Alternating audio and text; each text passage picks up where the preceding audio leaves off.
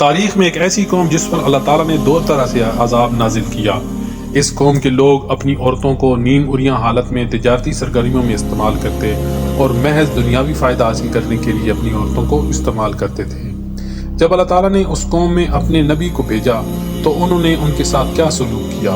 ایک ایسی نافرمان قوم جس پر دوزخ کا دروازہ کھولا گیا۔ یہ قوم حضرت ابراہیم علیہ السلام کے بیٹے مدین میں سے تھی، جو حضرت ابراہیم علیہ السلام کی تیسری بیوی سے پیدا ہوئے تھے۔ یہ قوم بنی قدورہ بھی کہلاتی ہے۔ یہ قوم حجاز کے شمال میں آباد تھی۔ اس قوم کو اہل مدین یا اصحاب ایکا کے نام سے یاد کیا جاتا ہے۔ اہل مدین حضرت موسیٰ علیہ السلام سے پہلے کے زمانے کی قوم ہے۔ مدائن ایک ترقی یافتہ اور شہری علاقہ تھا، جبکہ اصحاب ایکا دیہاتی اور کھیتی باڑی والا علاقہ تھا، جہاں جنگل اور باغات موجود تھے۔ تاریخ دان کہتے ہیں کہ ایکا کا مطلب گھنا درخت کے ہیں۔ مدین کے نواحی علاقے میں ایک گھنا درخت موجود تھا جس کی لوگ عبادت کیا کرتے تھے، اس لیے ان لوگوں کو اصحاب ایکا کہا جاتا ہے۔ یعنی قبیلے کی نسبت سے یہ قوم اہل مدین اور مذہبی نسبت سے یہ قوم اصحاب ایکا کہلاتی تھی، یعنی یہ ایک ہی قوم کے دو نام تھے۔ یہ علاقہ قدرتی نہروں، سرسبز و شاداب اور ہری بھری فصلوں سے مالا مال تھا۔ قدرت نے اس علاقے پر اپنا خاص فضل و کرم کر رکھا تھا۔ اصحاب ایکا پھلدار درختوں، باغات اور فصلوں کے مالک تھے۔ اہل مدین کا پیشہ تجارت تھا۔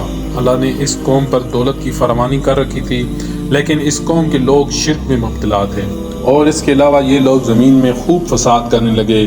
تجارت میں بھی دھوکہ دہی سے کام لیتے، ناپ تول کے پیمانوں میں بڑی چالاکی سے کام لیتے اور تجارتی مراکز پر اپنی عورتوں کو نیم اریاں حالت میں بٹھاتے تاکہ ان کی توجہ بٹ جائے اور وہ ناپ تول میں کمی کر دیتے۔ یعنی اہل مدین حقوق اللہ کے ساتھ حقوق العباد میں بھی پامالی کر رہے تھے۔ ایک تو یہ لوگ کفر و شرک میں مبتلا تھے، اللہ کی عبادت کی بجائے درختوں کی عبادت کر رہے تھے، اور لین دین اور بیوپار میں بھی بڑی ہی بے ایمانی سے کام لیتے تھے۔ جو بھی تجارتی قافلے گزرتے ان سے غنڈہ ٹیکس وصول کرتے تھے۔ اس زمانے میں ہند، فارس اور یمن سے جو تجارتی قافلے آتے انہیں شام اور روم جانے کے لیے مدین سے گزرنا پڑتا۔ اہل مدین ان تجارتی قافلوں کو روک لیتے اور ان سے ٹیکس وصول کرتے، یعنی کہ انہوں نے بین الاقوامی راستوں پر اپنا قبضہ کر رکھا تھا۔ تاجروں سے ٹیکس وصول کر کے خوب دولت کمائی۔ روایات میں آیا ہے کہ جس ایکا نامی درخت کو وہ پوجا کرتے تھے، اس درخت کی ہر سال ایک نوجوان دوشیزہ کی بلی دی جاتی تھی۔ اس نوجوان لڑکی کو ذبح کر کے اس کے اعضاء کو الگ الگ دفن کیا جاتا۔ ان لوگوں کا ماننا تھا کہ اگر ایکا نامی درخت کو بلی نہ دی گئی تو ان کے کاروبار ختم ہو جائیں گے۔ اللہ تعالیٰ نے اس نافرمان اور شرک میں مبتلا قوم کی ہدایت کے لیے اس قوم میں حضرت شعیب علیہ السلام کو بھیجا۔ حضرت شعیب علیہ السلام نے اصحاب ایکا کے سامنے جو وعظ کیا وہ قرآن مجید میں اس طرح سے آیا ہے۔ حضرت شعیب علیہ السلام نے کہا، کیا ڈرتے نہیں؟ بے شک میں تمہارے لیے اللہ کا امانت دار رسول ہوں، تو اللہ سے ڈرو و میرا حکم مانو، اور میں اس پر کچھ تم سے اجرت نہیں مانگتا۔ میرا اجر تو اس پر ہے جو سارے جہان کا رب ہے۔ نہ پورا کرو اور گھٹانے والوں میں نہ ہو، اور سیدھی ترازو سے تولو اور لوگوں کی چیزیں کم کر کے نہ دو، اور زمین میں فساد پھیلاتے نہ پھرو، اور اس سے ڈرو جس نے تم کو پیدا کیا۔ تو وہ بولے، تم پر جادو ہوا ہے، تم تو نہیں مگر ہم جیسے آدمی، اور بے شک ہم تمہیں جھوٹا سمجھتے ہیں، تو ہم پر آسمان کا کوئی ٹکڑا گرا دو اگر تم سچے ہو۔ فرمایا، میرا رب خوب جانتا ہے جو تمہارے کرتوت ہیں۔ تو انہوں نے اسے جھٹلایا تو انہیں شامیانے والے دن کے عذاب نے آ لیا، بے شک وہ بڑے دن کا عذاب تھا۔ اصحاب ایکا نے حضرت شعیب علیہ السلام کی مصلحانہ تقریر کو سن کر بدزبانی کی اور اپنی سرکشی اور غرور و تکبر کا مظاہرہ کرتے ہوئے اپنے پیغمبر کو جھٹلا دیا، اور یہاں تک اپنی سرکشی کا اظہار کیا کہ پیغمبر سے یہ کہہ دیا کہ اگر تم سچے ہو تو ہم پر آسمان کا کوئی ٹکڑا گرا کر ہم کو ہلاک کر دو۔ اس کے بعد اس قوم پر خداوند قہار و جبار کا قاہرانہ عذاب آ گیا۔